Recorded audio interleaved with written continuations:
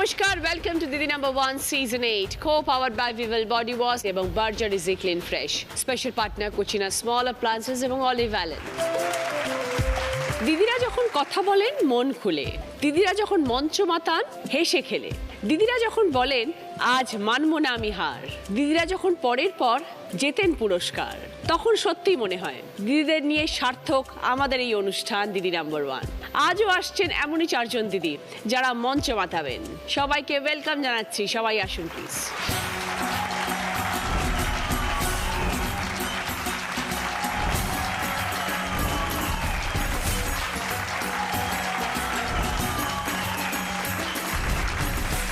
প্রথমে আছেন সঙ্গীতা বিশ্বাস। নমস্কার দিদি, আমি বাঙ্গুর থেকে এসেছি। আমার জীবন সঙ্গী আমি একটু আলাদা বেছে নিয়েছি এবং তার সাথে নানান প্রতিকূলতার মধ্যে দিয়েও জীবনটাকে প্রতিষ্ঠিত করতে পেরেছি, তারই গল্প আজকে আপনার সাথে। ওকে, তোমার সব কথা শুনবো সঙ্গীতা। এরপর আছেন অজন্তা মুখার্জি বক্সি। নমস্কার রচনা, আমি উত্তর দিনাজপুর রায়গঞ্জ থেকে আসছি। আমার একটা ক্রেস এবং প্লে স্কুল আছে। আমি সেটাকে কিভাবে এস্টাবলিশ করেছি এবং 35 জন মহিলাকে আমি স্বনির্ভর করেছি, সেই গল্পই আজ আমি তোমার কাছে করতে এসেছি। ঠিক আছে, খুব ভালো। ওর পাশে আপনার ওগুলো কি? আমি একা আসিনি তো উত্তর দিনাজপুর থেকে, দামোদর ফ্যামিলিও আমার সাথে এসেছে। উত্তর দিনাজপুরের বিখ্যাত তুলাইপাঞ্জি চাল যারা তৈরি করে তাদেরকেই আজকে সাথে করে আমি নিয়ে এসেছি। বাহ, তাদের গল্প শুনতে হবে। রূপা দাস সরকার। নমস্কার দিদি, আমি একজন পরিচারিকা। আমি কিভাবে এই কাজ করে আমার সংসারে পাশে দাঁড়িয়েছি, এই গল্পই আমি আজকে তোমার সাথে করব। শুনবো তোমার গল্প। শ্যামলী বাগচি। নমস্কার দিদি, আমি মকদমপুর থেকে এসেছি। আমি একজন স্কুল শিক্ষিকা। এছাড়া আমি কিছু সমাজসেবামূলক কাজকর্মের সঙ্গে যুক্ত। এছাড়া সর্বোপরি আমি একজন গৃহবধূ। এবার ঘর বাইরে দুটোই কিভাবে সামলে এসব কাজকর্ম করছি তার গল্পই তোমার সাথে করবো। ঠিক আছে, সবাইকে নিয়ে শুরু করছি আমাদের প্রথম রাউন্ডে খেলা। ভিভেল বডি ওয়াশ প্রেজেন্টস দিদি নেভে চাইতে। এই রাউন্ডে যিনি হায়ার স্কোর হবেন তিনি পেয়ে যাবেন ভিভেল বডি ওয়াশের তরফ থেকে গিফট হ্যাম্পার। প্রথমে আমরা একটু কথা বলবো সঙ্গীতার সাথে। সঙ্গীতা, তোমার জীবন সঙ্গী একটু আলাদা রকম করে বেছে নিয়েছো, কি রকম? আমার বাবার আমি খুব আদুরে মেয়ে, কিন্তু বাবা খুব অসুস্থ হয়ে পড়েন হঠাৎ করে। তো 2004-এ উনি আমাকে পাত্রস্থ করার মনস্থাপনা করেন আর কি। তারপরে উনি পেপারে যেরকম দেখে সবাই সেরকম উনি দেখেন। উনি আমার জন্য বেছে দেন এমন একজন পাত্র যিনি 80% ডেফ অ্যান্ড ডাম্ব। উনি প্রপারলি কানে শুনতে পারেন না আর কথাও বলতে পারেন না, কিন্তু সেই মুহূর্তে আমার কাছে সেটা একটা চ্যালেঞ্জ হয়ে দাঁড়ায়। কিন্তু কেন, মানে অ্যারেঞ্জ ম্যারেজ এরম পাত্র কেন বেছে নেওয়া হলো? আসলে বাবা সবসময় বলতেন যে স্বাভাবিক এবং অস্বাভাবিক সব মানুষের মধ্যে তুমি মানুষকে চেনো। আর উনি নিজে একজন বড় স্কাল্পটার ছিলেন, আর আমার হাজব্যান্ড একজন খুব বড় স্কাল্পটার মডেলার। উনি gold medallist academy of fine arts থেকে। তারপর সে সাথে সাথে উনি এই অবস্থাতে উনি গাড়ি ঠাড়ি সমস্ত কিন্তু নর্মাল লাইফ লিড করেন। ওনার খুব ভালো লেগেছিল যে এরকম একজন পাত্র। আর উনি আমায় বলেছিলেন যে অনেক তো স্বাভাবিক ছেলে আছে, আমি তোমার জন্য যাকে পছন্দ করলাম দেখবে সে তোমার জন্য সব থেকে বেস্ট চয়েস হবে। আমিও ভাবলাম যে পারবো কি পারবো না, কিন্তু একটা সময় গিয়ে ভাবলাম যে স্বাভাবিক ছেলেদেরও তো বিয়ে হয়, ডিভোর্স হয়, থাকতে পারে না। আমি না হয় একটু আলাদা করলাম সবার থেকে, দেখি না চেষ্টা করে কিছু করা যায় কি না। তো সেখান থেকেই আমার জার্নি শুরু। তখন তুমি কত ছোট সঙ্গীতা? আমার তখন বয়স মাত্র 22 বছর। তুমি একমাত্র বাবা মার সন্তান? না, আমার দিদি আছে, দাদাও আছে। তাদের কারোর কোনো অবজেকশন ছিল না? না, তাদের বাবার উপর আমরা কেউ কোনোদিন কথা বলিনি, কারণ আমরা সবাই ভাবতাম যে বাবা যা করবেন ঠিক করবেন। তোমার মনের মধ্যে সেই সময় কি চলছিল? সব থেকে বড় ব্যাপার ছিল যে আমি অ্যাডজাস্ট করতে পারবো কিনা। বাবা কিন্তু বিয়ের কিছুদিন আগেই, মানে ঠিক হয়ে যাওয়ার মধ্যেই উনি মারা যান। বিয়ে হলো, যেহেতু বাবা মারা গেলেন তাই কিছুদিন পিছিয়ে গিয়ে বিয়ে হলো 2005-এ। আমি বিয়ে করে এলাম, সেখানেও আমার ছোট্ট পরিবার, বাবা মা ভাই বোনেদের সংসার। এখানে বিশাল বড় পরিবার, সেখানেও অ্যাডজাস্টমেন্ট করতে হবে নিজেকে। কিন্তু সব থেকে বড় ভাবলাম আমার যে সামনে আমার যে স্বামী, সে কিভাবে মানুষের সাথে অ্যাডজাস্টমেন্ট করে। সে তো কানে শুনতে পান না, কিন্তু সব কথা তাকে বুঝতে হবে। তার সেই তাগিদে সে লিপ রিডিং করতো। সবার কথা বোঝার চেষ্টা করতো সেইভাবে, কারণ কিন্তু কানে শুনতে পাচ্ছে না। সেটা আমি ওনার চেষ্টাটা দেখে আমি নিজেও চেষ্টা করলাম যে আমাকেও ওনার সাথে, প্রথম 1 বছর সত্যি কথা বলতে দিদি আমি বুঝতে পারতাম না সব কথা, কোনোদিন কাউকে বুঝতে দিইনি যে আমি বুঝতে পারছি না। আমি ওইভাবেই চলতে 1 বছরের মধ্যে আমিও অলরেডি ওনার কথা বোঝা শুরু করে দিলাম। অস্পষ্ট আবছা আবছা কথা, সেটা উনি পুরো কমপ্লিট করতে পারেন না, সেই কথাটাকে আমি বুঝতে পারলাম। এইভাবে চলতে 3 বছর পরে ছেলে হলো 2008-এ। কিন্তু সবারই তো ভালো আর খারাপ সময় আসে, আমার জীবনেও অন্ধকার নেমে এলো 2015-তে। হঠাৎ আমার শাশুড়ি মা সেরিব্রাল হয়ে গেলেন, পুরো প্যারালাইজড, কিছু করতে পারেন না। সেটা দেখে আমার শ্বশুরমশাই 1 ঘন্টার মধ্যে মারা গেলেন। আমাদের মাথার উপর থেকে ছাদ চলে গেল, কিছু বুঝতে পারছি না কিভাবে কি করব। একই সাথে একই দিনে ওনাদের দুজনের কম্বিনেশন মারাত্মক ভালো। উনি মানে ওয়াইফ ওইভাবে পড়ে গেছে, কোনো একদম হাঁটাচলা করতে পারছে না, কথা বলতে পারছে না, ঠিকঠাকভাবে কমিউনিকেট করতে পারছে না। উনি ভেতরে ভেতরে শেষ হতে শুরু করলেন, উনি স্ট্রোক হয়ে গিয়ে অক্টোবর মাসে মারা গেলেন। সেই মুহূর্তে উনি চলে গেছেন, সেটা আমার কাছে যত না শোকের চিন্তা, আমি কিভাবে নিজের জীবনটাকে চালাবো। ছোট বাচ্চা, শাশুড়ি এইভাবে পড়ে রয়েছেন। ইনি শিল্পী মানুষ, ইনি তো ব্যবসা সেইভাবে কোনোদিন দেখেননি, গেছেন। কিসের ব্যবসা ছিল তোমাদের? আমাদের যে ব্যবসাটা সেটা হচ্ছে প্যাকিং বক্স তৈরি হয়। আমাদের যে বড় বড় গাড়িগুলো আসে, সেই গাড়িগুলো তো পুরোপুরি বিদেশ থেকে আসতে পারে না, সেগুলো পার্ট ওয়াইজ ভেঙে ভেঙে আসে। এবার ওই পার্টগুলো আমাদের প্যাকিং বক্স বাইরে থেকে নিয়ে আসে ইন্ডিয়াতে, আবার যেগুলো রিজেক্টেড জিনিস সেগুলো আবার আমাদের বক্সই বাইরে বড় বড় বক্স তার মানে? হ্যাঁ, বিশাল। একটা ওজন ধরুন 3000-4000 কিলো আরামসে টেনে নেবে। এটা তোমার শ্বশুরবাড়ির ব্যবসা? হ্যাঁ, 150 বছরের ব্যবসা। আমরা যখন প্রথম নেমেছি আমিও জানি না, উনিও সেইভাবে জানেন না। শ্বশুরমশাই কোথায় ব্যাংকে কোন অ্যাকাউন্টে কি টাকা রেখেছে সেটাও জানি না, কিচ্ছু জানি না দিদি। তো তোমার হাজবেন্ড কি একমাত্র ছেলে? একমাত্র ছেলে, 2জন বোন আছেন, তাদের তো বিয়ে থা হয়ে গেছে। বাবা একটু চাপা ছিলেন, ছেলেকে বলে গেছেন, কিন্তু সেইভাবে না, উনি ভাবতে পারেননি যে এরকম হয়ে যাবে। আর উনিও ভাবতেন যে ছেলে একটা তো অফ আছে, পারবে কি পারবে না, উনি কনফিউজ ছিলেন। ভাবতেই পারছি না কিভাবে জীবনটাকে চালাবো।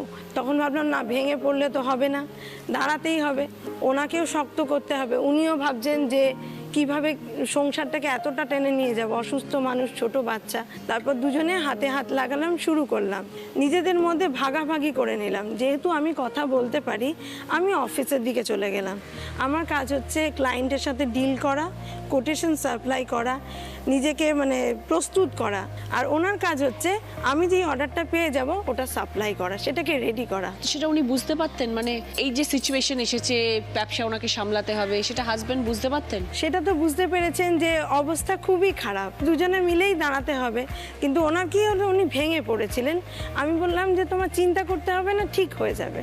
চেষ্টা সব থেকে বড় ব্যাপার, চেষ্টা করলে সব হবে। তো এইভাবেই চেষ্টা করতে শুরু করলাম। যাদের কাছে আমরা জিনিস দিই তাদেরকে বললাম আমরা কিচ্ছু জানি না, আমাদেরকে শেখাও, আমাদের যদি শেখাও আমরা অনেক ভালো করব।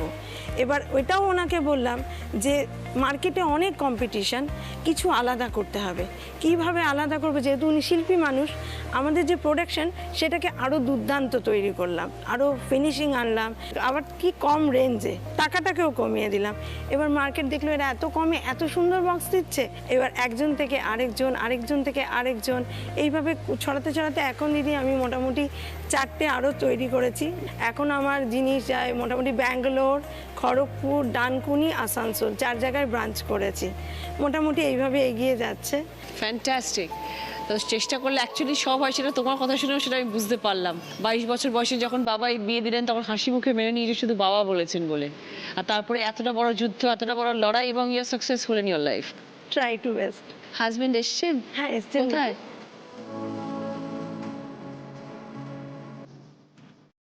খুব ভালো থেকো সঙ্গীতা, খুব ভালো লাগলো পরিচয় হয়ে এবং তোমার গল্প শুনে এবং তোমার কথা শুনে। Thank you. ভালো মানুষ, তোমার সাথে ঠাকুর থাকবে, তোমার সাথে ভগবান আছে। এবার দেখবো সকলের জন্য কি খেলা আছে। দেখো এখানে 4টে ট্রে রাখা রয়েছে, প্রত্যেকটা ট্রের সাইডে 2টো করে আপেল ব্যালেন্স করে দাঁড় করানো আছে। যেটা করতে হবে সেটা 2টো স্ট্যান্ড হবে, সেই স্ট্যান্ডের মধ্যে থেকে ট্রেটাকে তুলে নিয়ে গিয়ে ওইখানে তাকের মধ্যে একটা একটা করে রাখতে হবে, আপেল পড়ে গেলে হবে না। ইচ ট্রে 5 পয়েন্টস, 4টে ট্রের জন্য 20 পয়েন্ট স্কোর করার সুযোগ। প্রথমে খেলতে আসছে সঙ্গীতা।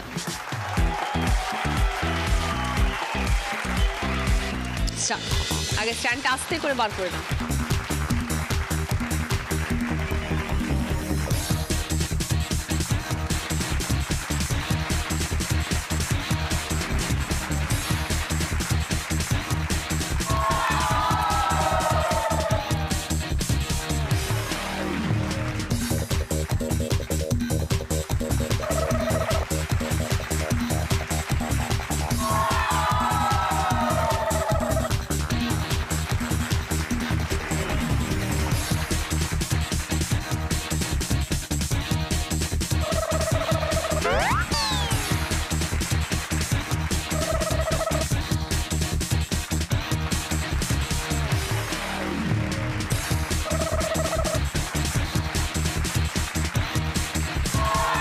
Very good. এসো। সঙ্গীতা 3টে ট্রে রাখতে পেরেছে, তাই জন্য 15 পয়েন্ট। আবার এসে গেল দিদি নাম্বার 1 গ্র্যান্ড অডিশন। এবার আমরা আসছি বাঁকুড়ায় 8ই ডিসেম্বর কেন্দুয়াদিহি গার্লস হাই স্কুলে। সময় সকাল 10টা থেকে বিকেল 5টা। সবাই আসবেন। ফিরে এলাম ব্রেকের পর। আপনারা দেখছেন Didi number 1 season 8, co powered by Vivel body wash এবং বার্জার ইজি ক্লিন ফ্রেশ।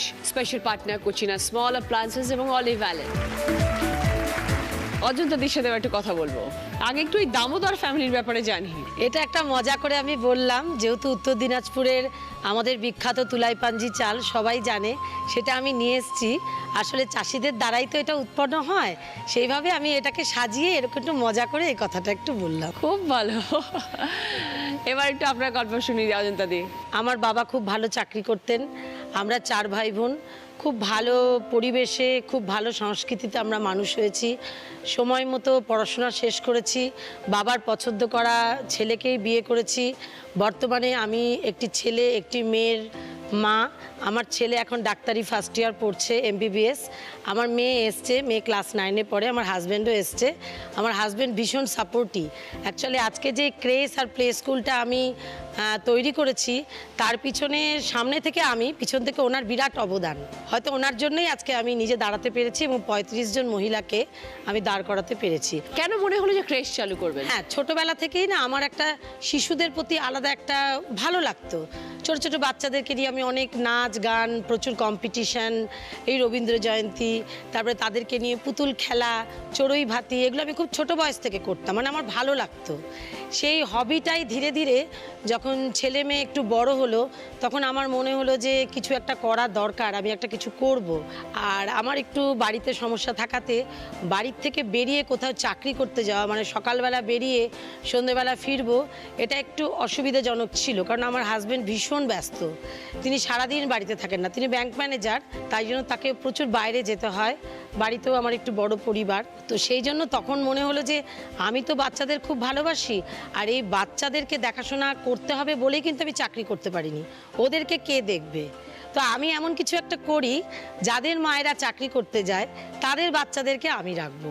এইভাবে শুরু হলো? এইভাবেই আমি শুরু করেছি। একটি মাত্র স্টুডেন্ট দিয়ে আমি শুরু করেছিলাম, প্রথম একজন, এবং 2 জন টিচার যারা আমার সঙ্গে আজকে এসছেন, স্পেশাল এডুকেটর প্রতিমা লাহিড়ী এবং সর্বাণী নন্দী। আচ্ছা। প্রথম থেকে আমার সাথে আছেন। তো আমরা এই 3 জন মিলেই একজন স্টুডেন্টকে দিয়ে স্কুলটা স্টার্ট করেছিলাম এবং একজন ক্রেস 2011 সালে। আজকে রচনা 250 স্টুডেন্ট আমরা সারা বছর চালাই। 250 স্টুডেন্ট, আমাদের কোনোদিনও কমে না। ক্রেশ বলতে যেরকম আমাদের বিদেশে হয় যে বাচ্চাদের খালি রেখে দিয়ে যায়, আপনারা বাচ্চাদের টেক কেয়ার করেন। হ্যাঁ, আমরা পুরো সেরকম take care না, করি। আপনারা পড়াশোনা স্কুল হ্যাঁ, যেরকম আমাদের হয় প্লে সেরকম হয়? স্কুল আছে, সেখানে 250 বাচ্চা আছে, আর ক্রেসে 50 জন বাচ্চা থাকে। সকলের তো ক্রেস লাগে না। হ্যাঁ। আর আমাদের ক্রেসের ডিমান্ড সাংঘাতিক, আমাদের ক্রেসটা রায়গঞ্জে। সেজন্য আমি ওয়ার্কিং লেডি ছাড়া তাদের অন্য বাচ্চাদের আমি নিই না ক্রেসে। শুধুমাত্র যেসব মারা বিএড করছে, চাকরি করছে, বিজনেস করছে, তাদের বাচ্চাদেরকেই রাখি। কারণ অত ইনফ্রাস্ট্রাকচার আমার নেই, আমি ছোট করেই তৈরি করেছিলাম, সেটা আজকে এই জায়গায় এসে দাঁড়িয়েছে। তবে এই যে জার্নিটা খুব একটা সহজ কিন্তু ছিল না। আমরা এই 3 জন মিলে প্রথমে সবার বাড়ি বাড়ি যেতাম, যে আমাদের ক্রেসে আপনারা রাখুন, ভর্তি করতে হবে না, অ্যাডমিশন করাতে হবে না, আগে রাখুন 5 দিন 7 দিন 10 দিন রাখুন, যদি ভালো লাগে। কারণ এই ক্রেস কনসেপ্টটা, আমরা তো খুব একটা ছোট শহরে বাস করি, কিন্তু রায়গঞ্জ যতখানি ছোট শহর ততখানি উন্নত এবং আধুনিক।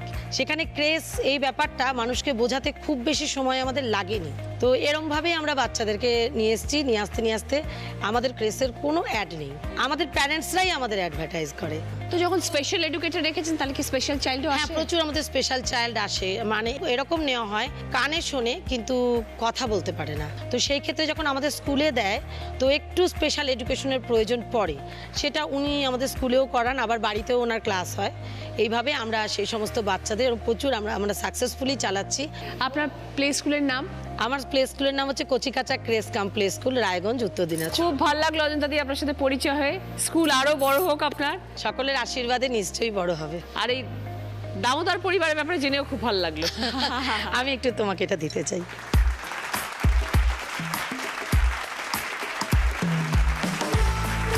কি সুন্দর এটা হয়েছে। এটা কে করলো? এটা আমার স্যার করেছেন, স্যার করেছেন? মানে উনি আমার প্লে স্কুলের সাথে যুক্ত। প্রেজেন্টেশনটা খুব ভালো হয়েছে, থ্যাংক ইউ, খুব পছন্দ করলাম, থ্যাংক ইউ। খুব ভালো থাকবেন Ajanta di, thank you so much.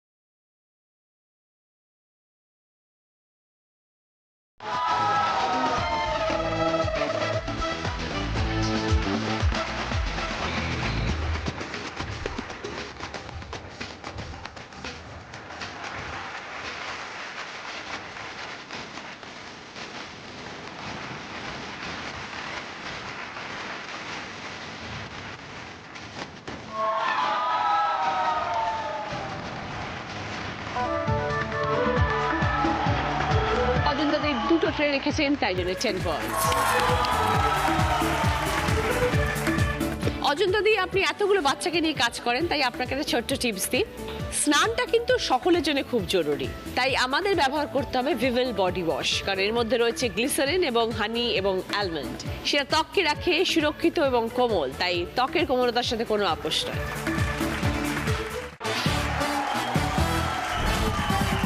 ফিরে এলাম ব্রেকের পর। আপনারা দেখছেন Didi number 1 season 8, co powered by Vivel body wash এবং Berger easy clean fresh. Special partner Kutchina small appliances এবং অলিভ ভ্যালি। রূপা, পরিচারিকার কাজ করো, হ্যাঁ। অনেক দিন ধরে করছো? 5 বছর হলো কাজে। কোথায় করো? মালঞ্চবলিতে, মানে আমার বাড়ি যেখানে সেখানে পাশেই করি আমি। এটা কাজ করি কারণ হচ্ছে আমার পাশে থেকে হয়ে যায়, মানে আমার ছেলে মেয়েকেও আমি টাইমটা দিতে পারি, এই জন্যই আমি পাশে কাজগুলো করি। আমি খুব গরিব ঘরেরই মেয়ে ছিলাম, 4 ভাই বোন আমরা। বাবা হার্টের পেশেন্ট ছিলেন, খুব বেশি পড়াশোনা করাতে পারেননি, 8 পাস করেছি আমি। বাবা বললেন যে আর পড়তে হবে না, তোমার ছোট ভাই বোন আছে তারা পড়ুক। আমার খুব পড়াশোনার ইচ্ছে ছিল কিন্তু পারিনি আমি। তা খুব ছোটতেই আমার বিয়ে হয়ে যায়। মাছ ব্যবসায়ীর সাথে বিয়ে হয়েছিল, তো ভালোই যাচ্ছিল। 8-10 বছর পরে হঠাৎ করে আমার স্বামীর একটু অসুবিধায় দেখতে পেলাম, মানে একটু চোখটা দেখছি হঠাৎ করে লাল হয়ে যায়। তারপরে আমি বলছি যে তোমার কি হয়েছে, ও বলছে না। আমি সেই জোর জবরদস্তি করে তখন আমার সদর হাসপাতালে আমি নিয়ে যাই। ওখানে ধরা পড়ে যে না, ওর চোখটায় প্রায় খারাপের দিকেই চলে গেছে। এত বছর হয়ে গেছিল বিয়ে হওয়া, আমাকে কিছুই জানায়নি। আগে হয়তো জানলে আমি একটু আগে চিকিৎসাটা করাতে পারতাম। তো কেন হলো, কেউ কিছু বলতে পারেনি? না, আমি পরে সেটা জানতে পারলাম যে ছোটবেলায় এটা আঘাতটা লেগেছিল, চিকিৎসাটা ভালোভাবে করায়নি। সবাই বললো একবার চেন্নাই নিয়ে যাও।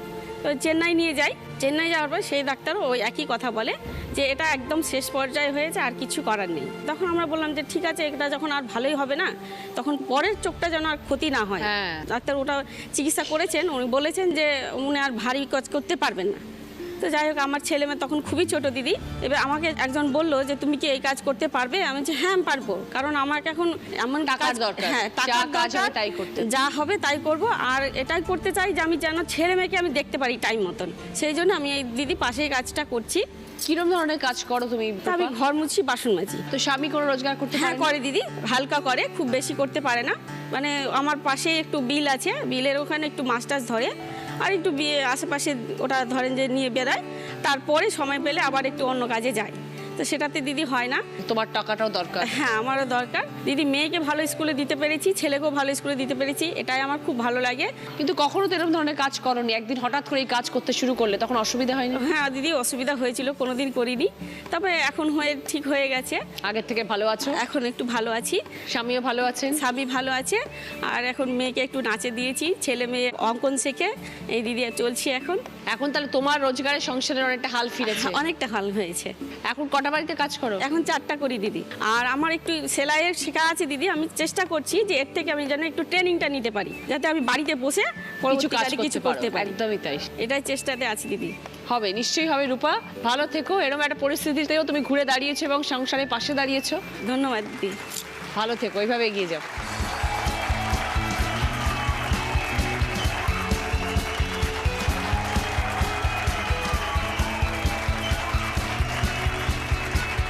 Start.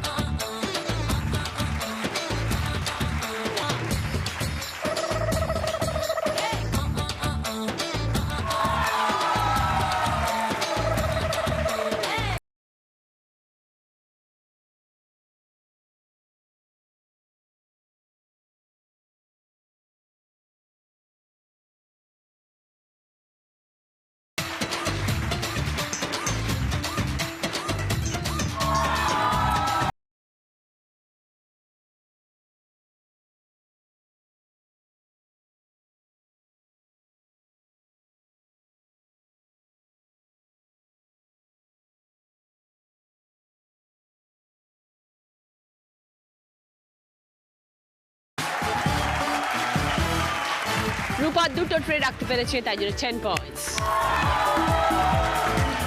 শ্যামলীদি স্কুল শিক্ষিকা, কত বছর আছেন এই প্রফেশনে? সামনের বছর 20 বছর হবে শিক্ষকতা করার। আমরা 3 বোন, বাবা সরকারি চাকুরে ছিলেন এবং বাবার বাইরে বাইরে পোস্টিং ছিল, ফলে আমরা মালদায় ঠাকুমা মা আমরা 3 বোনই ছোট থেকে মানুষ। বাবা ছুটি ছাটাতে আসতেন। আর্থিক অবস্থা আমাদের ভালোই ছিল, ফলে কোনোদিন সেভাবে কোনো অভাব অনুভব করিনি এবং আর সাধারণ ছেলেমেয়ের মতো আমরাও মানুষ হয়েছি কিছু মূল্যবোধ নিয়ে। এবং আমার মা আমাদের একটা শিক্ষা দিতেন 3 বোনকেই, যে অর্থনৈতিকভাবে স্বাধীন হওয়াটা জরুরি। ফলে প্রথম থেকেই ছিল যে নিজের পায়ে দাঁড়াতে হবে এবং পড়াশোনাতেও মানে ভালোর দিকেই ছিলাম। স্কুলে একটু ডান পিটে করতাম, কিন্তু পড়াশোনাটা ঠিকঠাক করতাম। তো ছোটতে যখন স্কুল যেতাম আমি রাস্তাঘাটে অনেক এমন মানুষকে দেখতাম খেতে পাচ্ছে না, আমরা এমনও দেখেছি আস্তে গুলোতে খাচ্ছে বা এইরকম কিছু লোকজন তো আশপাশে দেখি। তো তখন দেখে আমার খুব খারাপ লাগতো যে এই যে মা বলেছে নিজের পায়ে দাঁড়াতে হবে, মনে হতো যদি নিজের পায়ে যেদিন দাঁড়াবো, যদি এদের জন্য কিছু করতে পারি, এই একটা ভাবনা ছিল। তো আমি অঙ্কে মাস্টার ডিগ্রি করেছি, করে আমি তারপরে স্কুলে চাকরি পাই। মালদায় শামসি বলে একটি জায়গা আছে, শামসি সীতাদেবী বালিকা বিদ্যা মন্দির, ওই স্কুলের আমি শিক্ষিকা। তো এরপরেও আমি আরও 2টো সাবজেক্টে মাস্টার ডিগ্রি করেছি, একটা হচ্ছে পরিবেশবিদ্যা আর একটা হচ্ছে এডুকেশনে। এবার পরিবেশবিদ্যা নিয়ে যখন আমি পড়ি তখন তো ডিটেলসে পড়তে পড়তে বিভিন্ন মানে দূষণের বিভিন্ন সমস্যা এগুলো নিয়েও আমি জেনেছি। এরপরে আমার যে ভেতর থেকে যে ইচ্ছেটা ছিল যে মানুষগুলোর দুর্দশা আমি ছোটবেলায় দেখতাম, ভেতরে খুব খারাপ লাগতো। তো এইবার আমি যখন স্কুলে শিক্ষকতা শুরু করেছি, আমি তো এখন অর্থনৈতিকভাবে স্বাধীন। কে করবে না করবে আরও দল তৈরি করা দরকার নেই, আমি তো নিজে স্বাধীন। আমি তো যে কয়টা লোকের জন্য করতে পারি সেই 2টো লোক 3টে লোক দিয়ে শুরু করি। খাওয়ার যেরকম আমি বাড়ি থেকেও দিয়েছি, কোনো সময় কিনেও দিয়েছি, হয়তো দোকান থেকে হয়তো দেখছি বসে আছে বুঝতে পারছি খাওয়া হয়নি, তখন যে দোকানে আছে সেখান থেকে কিনে কিছু দিলাম, সেই রকম করেছি। এছাড়া কিছু আমার পরিচিত আছে মানুষজন যাদের দেখেছি আর্থিক অবস্থা খুব খারাপ। মানে একজন চায়ের দোকানদার আছে, তার মানে মিসেস কিছুদিন আগে মারা যায়, বাচ্চাটা সারাদিন চায়ের দোকানেই থাকে। এবার আমাকে দেখলেই দৌড়ে আসে। এবার আমি কি যখনই দেখে আমার ইংরেজি খাতা শেষ, তুমি আমাকে একটা পেন্সিল দিও তো এনে, এইরকম বলে। এরকম আরও 2-4 বাচ্চা আছে করি। তো এইরকমভাবে মালদার আরেকটি এনজিও, ওরাও এই ধরনের কাজগুলো করছিল। তো ঘটনাচক্রে ওদের সঙ্গে আমার আলাপ হয়ে যায়। তারপরে দেখছি আমি যে 5-6 জনকে করতাম, কারণ একা মানুষ তো, আমি এক জায়গায় চাকরি করি, এসে সবসময় হয় না, ওদের সঙ্গে হয় কি এবার আমরা আরও কিছু জনকে করতে পারছি। এছাড়া দিদি আর একটা কাজ যেটা, সেটা হচ্ছে যে আমাদের মালদা শহরে দেখছি আমি প্রচুর, মানে সব জায়গাতে নগরায়নের ফলে গাছপালাগুলো আস্তে আস্তে নষ্ট হয়ে যাচ্ছে। তো এইবার দেখছি আমি যখন বাইরে বেরোই, দেখছি ছোটবেলায় যে জায়গাগুলোতে গাছ দেখতাম সেই জায়গায় গাছ নেই, বড় বড় বিল্ডিং। এইটা আমার ভীষণভাবে নাড়া দেয় যে এত কষ্ট, প্রচণ্ড গরম, পলিউশন। তো আমি এই ক্ষেত্রেও তাই সম্পূর্ণ ব্যক্তিগত উদ্যোগে, মানে আমি দিন ছুটির দিন পাই, আমি মাঝে মাঝে তো বাইরে বেরোয় দেখে আসি যে এই জায়গাগুলো ফাঁকা আছে, এখানে কিছু গাছ লাগানো যায়। এবং এটা আমার নেশার মতো বলা যেতে পারে। তো আমি করি কি, আমি যে নার্সারি থেকে গাছ কিনি সেখানে বলে আসি বকুল, চাপা, বিভিন্ন মানে কাঠবাদাম, বিভিন্ন ধরনের গাছ, কদম, ওরা আমাকে দিয়ে দেয়। নিয়ে এসে ধরুন 5টা গাছ এনে রাখলাম গ্যারেজে, এবং তার সঙ্গে যে বাঁশের খাঁচা পাওয়া যায়, মানে প্রোটেকশনের জন্য, গাছ তো শুধু লাগিয়ে আসলে হবে না, খেয়ে নেবে, তো সেইগুলো নিয়ে রাখি। এবং এই করে আমি এখন 20টা গাছ লাগিয়েছি, 100টা গাছ লাগানোর ইচ্ছে আছে। এবং আমার ইচ্ছে যে এই যে গাছগুলো বড় হলে পরিবেশ দূষণ কমবে। তো আমার ইচ্ছে যে এই যে আমি লাগাচ্ছি গাছ, এটা দেখেও যদি, যে আমি যদি একা মানুষ 100টাও লাগাই, আজকে 5 জন 10 জন এসে যদি লাগায়, তাহলে গাছের সংখ্যাটা কত বাড়বে। তো এইরকম করে যদি আমরা সবাই লাগাতে পারি, তাতে সবুজ একটা সুন্দর পরিবেশ হবে। মানে আমাদের ভবিষ্যতে যে শিশু যারা, আমাদের ছেলেমেয়েরা, তারা বড় হয়ে একটা সুন্দর পরিবেশ পাবে। খুব ভালো লাগলো পরিচয় হয়ে শ্যামলীদি। ভালো থাকবেন, এইভাবে সুন্দর সমাজের জন্য করে যান। Thank you.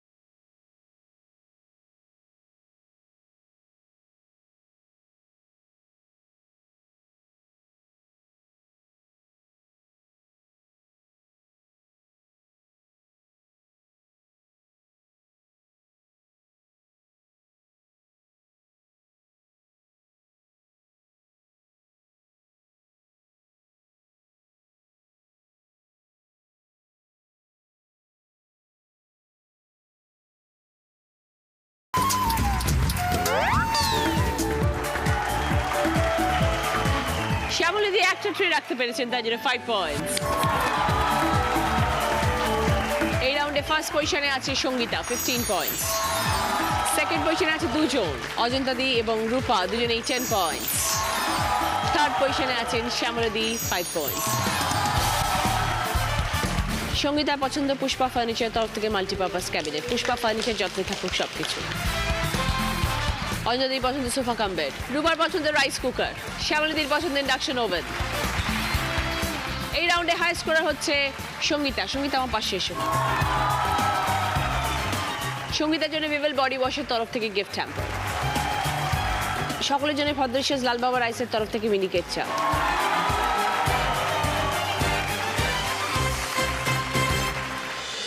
যেন কিছু মনে করো না, কেউ যদি কিছু বলে, যেন কিছু মনে করো না, কেউ যদি কিছু বলে, কত কি যে সয়ে যেতে হয় ভালোবাসা হলে। যেন কিছু মনে করো না, কেউ যদি কিছু বলে। আজকের আমাদের স্পেশাল গেস্ট জিমুত। শুরু করবো আমাদের second round, Cucina small appliances presents হয় তুমি নয় আমি।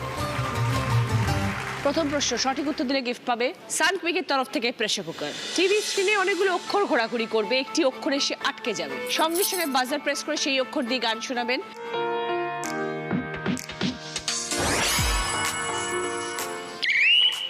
অজন্তা দে। না না না কাছে এসো না, আরে না কাছে এসো না মায়াবী এই রাতে। 5 পয়েন্টস। সঙ্গে সানকুইকের তরফ থেকে প্রেসার কুকার। সেকেন্ড প্রশ্ন রাইট আনসার দিলে গিফট পাবে বি বনির তরফ থেকে হেয়ার ড্রায়ার। পাখির ছবি এসছে, তো এমন একটি গান শোনাবেন যেটার মধ্যে পাখি শব্দটা আছে বা কোনো পাখির নাম দিয়ে গান হলেও চলবে। বলো। রূপা। বুলবুল পাখি ময়নাটিয়ে আয়না জানা গান শুনিয়ে। 5 পয়েন্টস। বুলবুল পাখি ময়না সঙ্গে বি বনির তরফ থেকে হেয়ার ড্রায়ার। 3 নম্বর গানের প্রশ্ন রাইট আনসার দিলে গিফট পাবে লালম অয়েল প্লাসের তরফ থেকে লেডিস ব্যাগ। 3জন সিঙ্গারের ছবি টিভি স্ক্রিনে ঘুরবে, একজন সিঙ্গারের ছবিতে সে আটকে যাবে এবং সেই সিঙ্গারের একটি গান গাইতে হবে।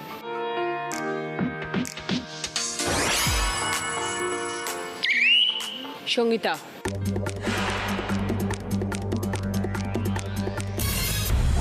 টাইম আপ সঙ্গীতা, -5 হয়ে যাক।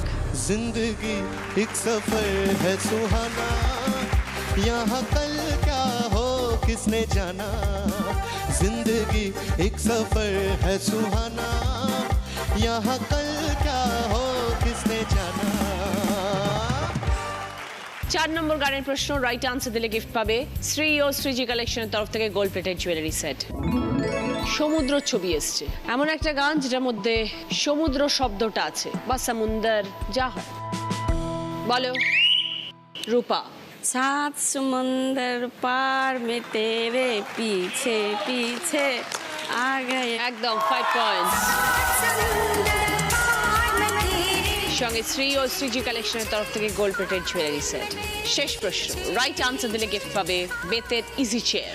मेरे सपनों की कब आएगी तू, आए रुत मस्तानी कब आएगी तू, बीत जाए जिंदगानी कब आएगी तू। चलिया तू चलिया, चलिया तू चलिया, चलिया तू चलिया। যতটা গাইলাম একটা শব্দ মিউট করে গিয়েছি, শব্দটা বলতে হবে। বলো। সঙ্গীতা। রানী। 5 পয়েন্টস। সঙ্গে বেতের ইজি চেয়ার। मेरे सपनों की रानी कब आएगी तू, आए रुत मस्तानी कब आएगी तू, बीत जाए जिंदगानी कब आएगी तू।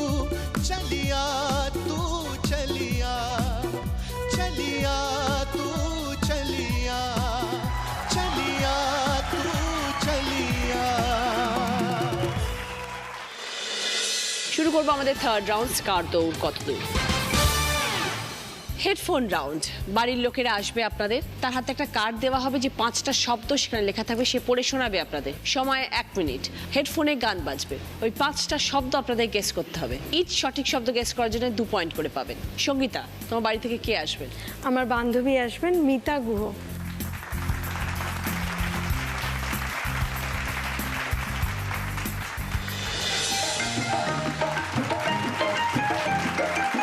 বন্ধুকে কি বলবে? বন্ধু 3 দিন তোর বাড়িতে গেলাম, দেখা পাইলাম না। বন্ধু 3 দিন তোর বাড়িতে গেলাম, দেখা পাইলাম। স্টার্ট। টিফিন। গাং পার হইতে টিফিন।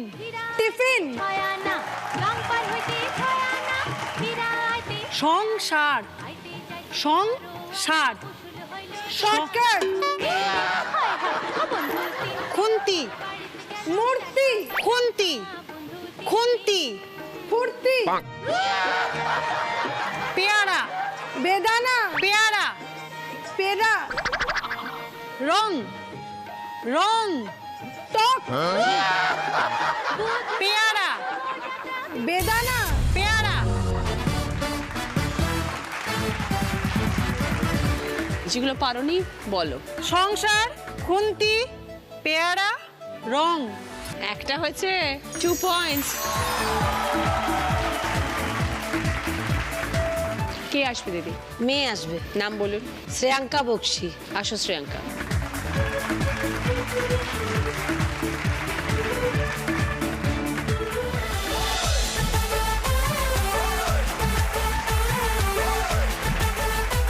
মেয়ে সারাদিন কি বলে? মাম্মা সিনেমা দেখে মাম্মা।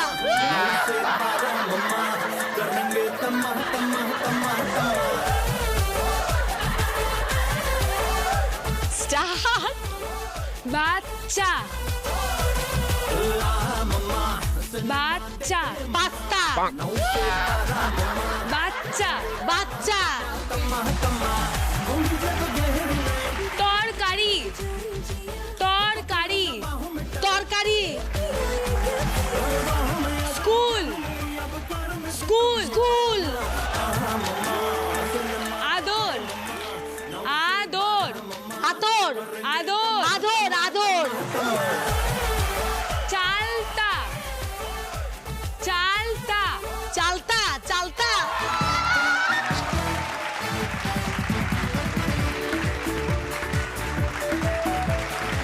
পাঁচটায় সঠিক 10 পয়েন্টস ভেরি গুড অজন্তাদি। কে আসবে রূপা? আমার বোন আসবে।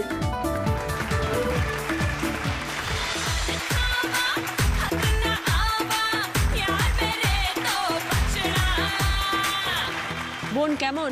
নাগিন নাগিন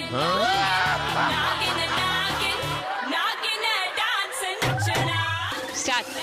কুমড়ো কুমড়ো কুমড়ো বউ চাল ভাজা চাল ভাজা চাল ভাজা কড়াই তরকা কড়াই তরকারি কড়াই কড়াই কড়াই কড়াই কড়াই বড়শি বড়শি বসছে বড়শি বড়শি মুশকিল 5 মিনিট আলতা আলতা কুমড়ো কুমড়ো যেগুলো পারোনি বলো। কুমড়ো বড়শি তিনটে পেরেছো 6 পয়েন্টস।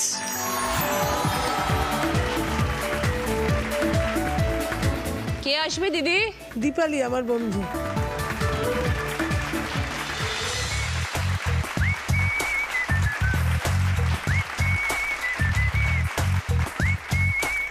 বন্ধুরা কেমন? বন্ধুরা এলোমেলো।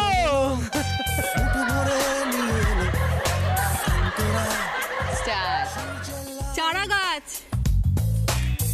চারা গাছ চাকা চারা গাছ সার্কাস আমরা আমরা আমরা সময় সময় বন্ধু বন্ধু কাতলা কাতলা কাতলা আলতা কাতলা দুটো বলে দাও। চারা গাছ কাতলা তিনটে পেরেছেন 6 পয়েন্টস।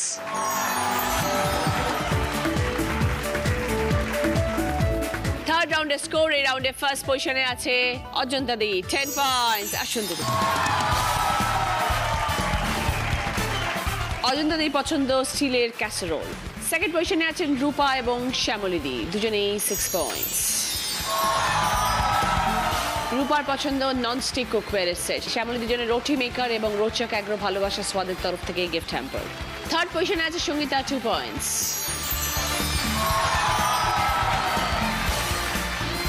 সঙ্গীতা তোমার জন্য রয়েছে ভদ্রেশ্বর লালবাবা রাইসের তরফ থেকে গ্রসারি আইটেম।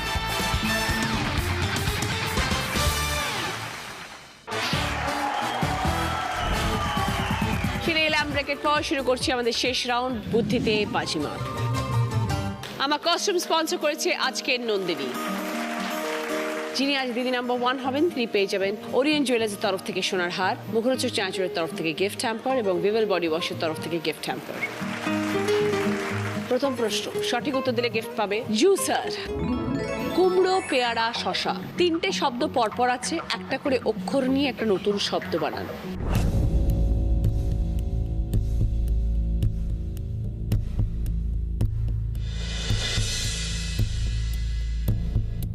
এবার বলো অজন্তা দি। কুয়াশা বুঝিয়ে দিন। কুয়াশা 20 পয়েন্টস। সঙ্গে জুসার। দ্বিতীয় প্রশ্ন, সঠিক উত্তর দিলে গিফট পাবে ব্রেকফাস্ট মেকার। তোমার পিস্তত দিদি, তার মাস্তত ভাই, তার একমাত্র মামা তোমার কে?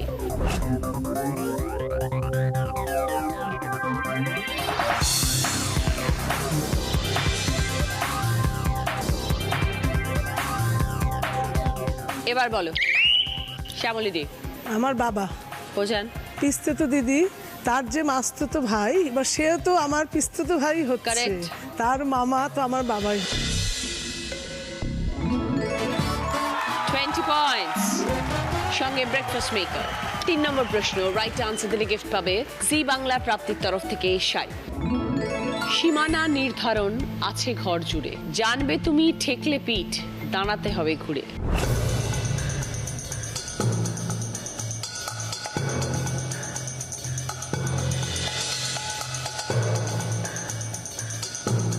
এবার বলো শ্যামলী দি।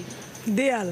সীমানা নির্ধারণ করে দেয়াল, ঘর জুড়েও দেওয়াল থাকে, আর আমরা বলি দেয়ালে পিঠ থেকে গেছে, তখন ঘুরে দাঁড়াতে হবে। 20 পয়েন্টস, সঙ্গে জি বাংলা প্রাপ্তির তরফ থেকে শাড়ি। 4 নম্বর প্রশ্ন, রাইট আনসার দিলে গিফট পাবে আয়রন প্লাস আয়রন টেবিল। পাশাপাশি ক্লু, নামে তার আছে প্রাণী, শীত পড়লে কাজ জানি। ওপর নিচের ক্লু, মটরশুঁটি সঙ্গে দাও, তরকারি তুমি খাও।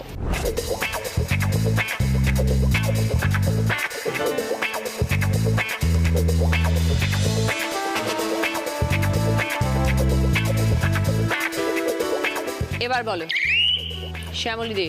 মাংকি টুপি, আর এদিকে বাঁধাকপি। 20 পয়েন্টস, সঙ্গে আয়রন প্লাস আয়রন টেবিল। 5 নম্বর প্রশ্ন, রাইট আনসার দিলে গিফট পাবে 3 বার্নার গ্যাস ওভেন। শেষ প্রশ্ন 30 পয়েন্টসের আনসার, ভুল করলে -20। এই মুহূর্তে অজন্তা দি স্কোর 45, শ্যামলী দি 71। সবাই খেলতে পারবেন। দিদি নাম্বার 1 হবার লড়াই অজন্তা দি এবং শ্যামলী দি। ছবিটা ক্লু শূন্যস্থান পূরণ করো।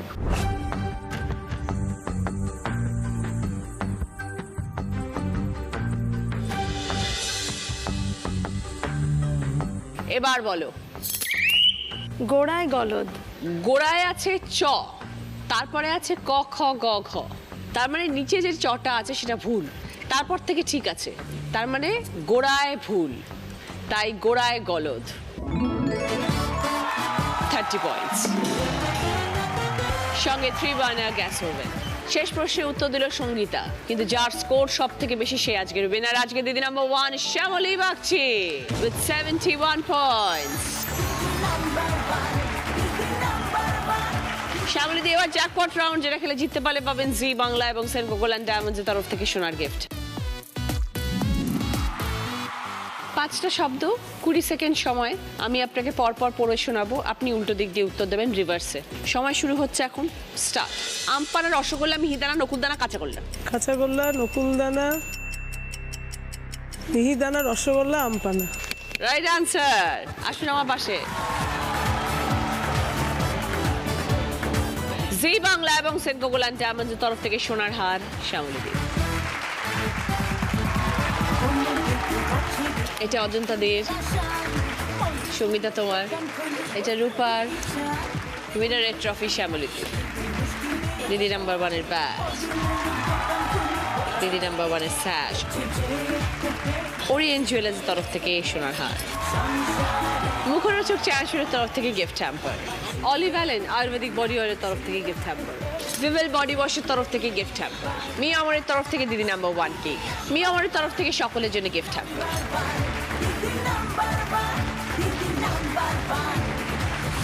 বাঞ্ছেরামের তরফ থেকে মিষ্টির গিফট হ্যাম্পার, মিষ্টি মানেই বাঞ্ছেরাম।